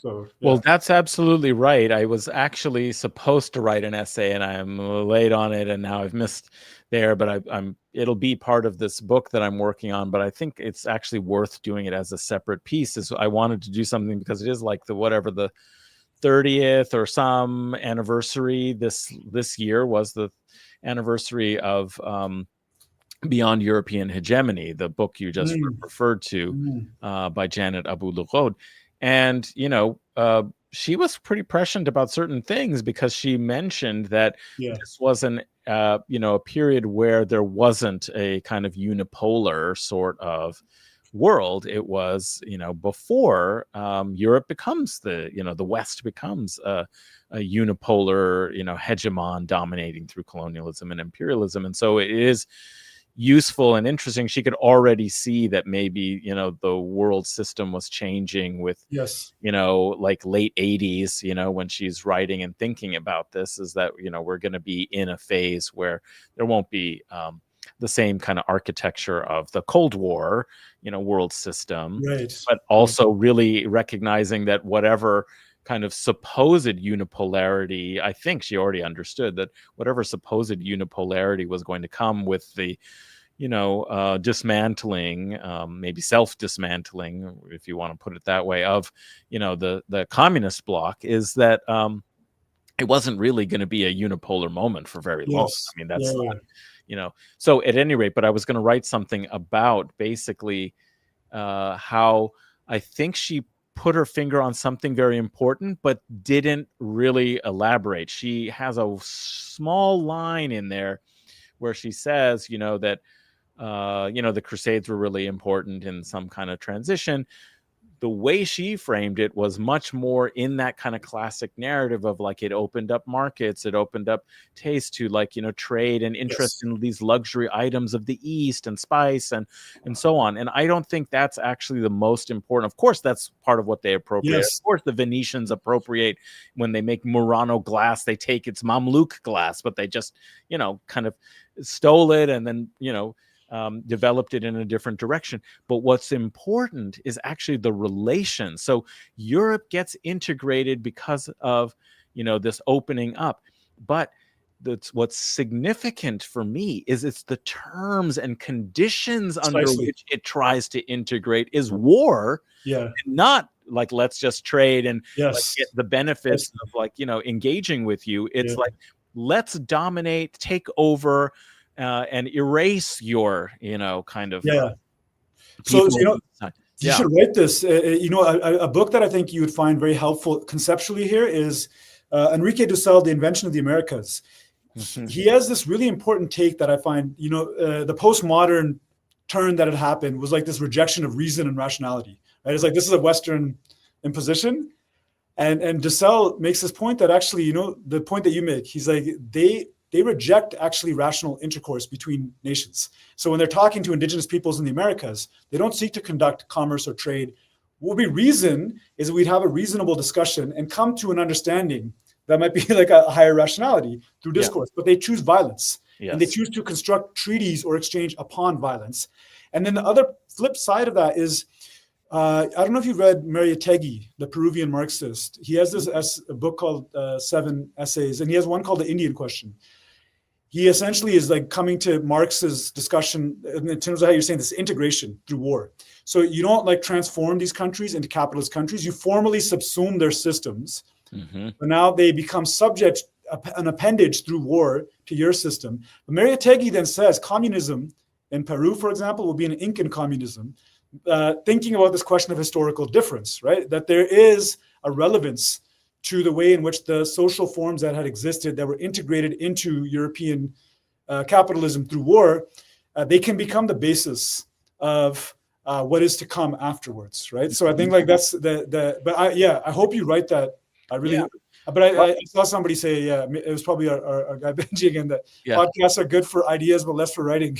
That's right. I know. What I need to do is word to text and at least have a draft to work with. That's probably what I should do in some of these occasions. But actually, there are a few references I want to like, hopefully afterwards, if you be kind enough, if you can remember to send me, I'll remind you. But if you can remember some of these references, for sure, because I really would like to do that. But anyway, that's the basis for, maybe a couple of future conversations on, one thing or another here. So you've been so generous, Bikrum, with your time. Well, I think, Adnan, we've demonstrated that neither of us have a very rich Friday night social life. Well, that's it.